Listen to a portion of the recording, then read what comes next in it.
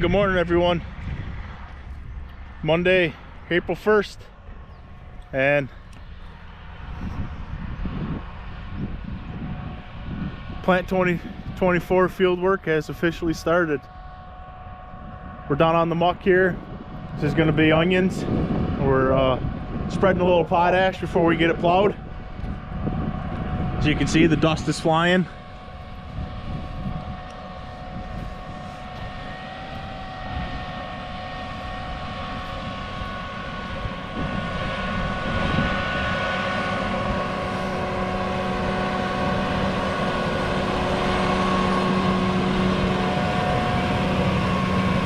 We got the thumbs up, so we're good.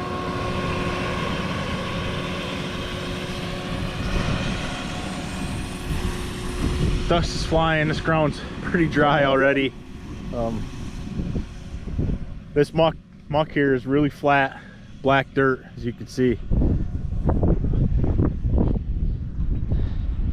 All this ground is tiled with 8 or 10 inch mains and 6 inch laterals.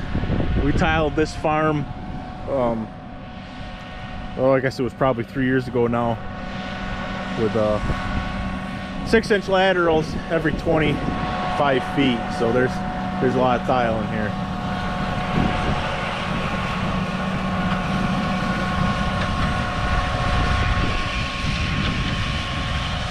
But the plow's running on the other end of the farm here. We'll take a ride down there and we'll check to see how that's going.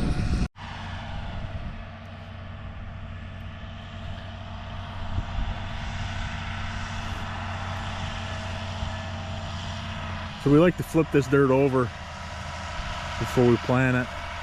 It just gives you a nice seed bed to work with. Onion seeds really small, really expensive, and you know, like to get it in a good seed bed. So we'll get her plowed and get it worked down. But kind of funny to see these small, it's just a 4-bottom plow going here. Use these smaller tractors. This muck just is so soft, you know, not really wet, but it's just soft. I mean, this is me walking on the plowed ground. You can see how, I don't know if you can see how far I'm sinking in, but that's the way we do it. Like I said, we get this all plowed down and we'll get her knocked down. We'll get some fertilizer on it and get it fit up, ready to plant. It's kind of a slower process, you know. They said they're only using a 4-bottom plow. There's some other guys down here that use bigger stuff, but this is what we have. We don't grow a ton of onions, but this is what works for us.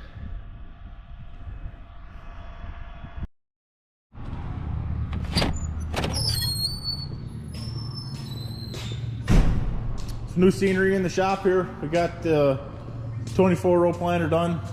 So I guess I should specify this a little bit. This is we've got two planters. They're both brand new last year. Kind of maybe bought 2 on accident, but we won't get into that right now. So the one planter is a 24-row 30-inch. We plant most of our corn with it, I'd say. And then we've got this is a 2023 as well, 1795 John Deere planter that is a 1632. So you could see these row units that are kicked way up in the air like they are. So you can plant either 30-inch rows with 16 rows of this planter, or you can plant 32 rows at 15 inches. So what we do is we plant all of our muck corn with this planter on 30 inches, and then we plant all of our soybeans with this planter on 15 inches. So there's just controls in the cab. You can lower these units right down. The ones that are stuck up in the air like that, you lower them down, and you go to change a few settings, and you go to planting soybeans with it. So got the dealer coming out to do the inspection on this one. Still under warranty, so we just want to make sure that we got everything covered. and we had some trouble last year with this one. With I don't know if I said it or not.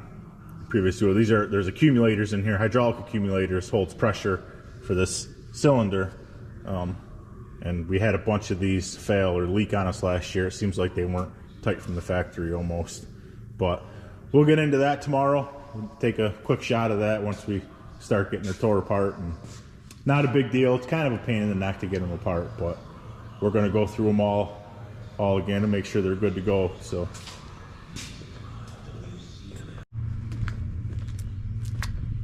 got the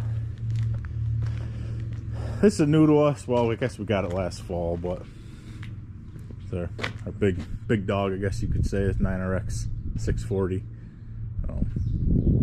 Said we got her last fall and worked a little bit with it, but we got it out today and got it hooked to our second speed tiller. So that's a 41-foot case range line. I don't know, case bought range line, I guess, or I'm sorry, not range line, K-line. Bought this one from Range Line. Great company to work with. We did a bunch of work to this one last summer, rebladed it, and I don't know if anybody out there or anybody that watches these things own these speed tillers, and they're the greatest tool around, I think, but we have a heck of a time keeping these rubbers in these units. You know, like I said, love the tool, but man, it just seems like we're all the time working on these darn things.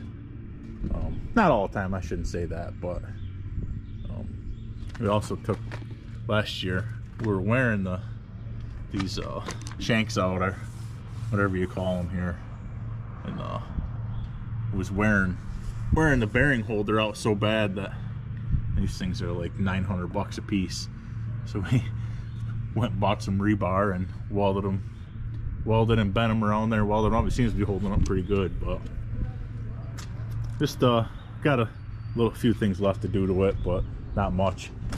And we'll add it, check it off the list of being done and ready to go. So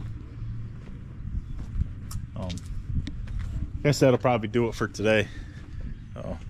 Set the camera down a little while ago and just kind of forgot to pick it up, but